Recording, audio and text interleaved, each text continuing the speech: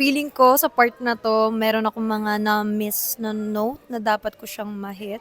So, ayun, I'm hoping for the best na lang para sa laban na 'to today. Medyo tensionado pa rin po kasi alam ko po na magaling tong defending champion natin ngayon.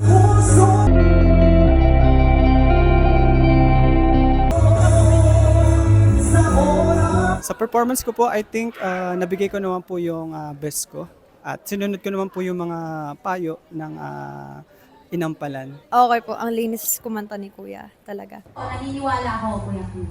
Na kung para sa'yo, para sa'yo. Roll! Pero Texas, ikaw ang bagong kampiyon! Congratulations! Hindi mo kalahin? Hindi po kasi ang galing po ng defending ng world champion po ngayon.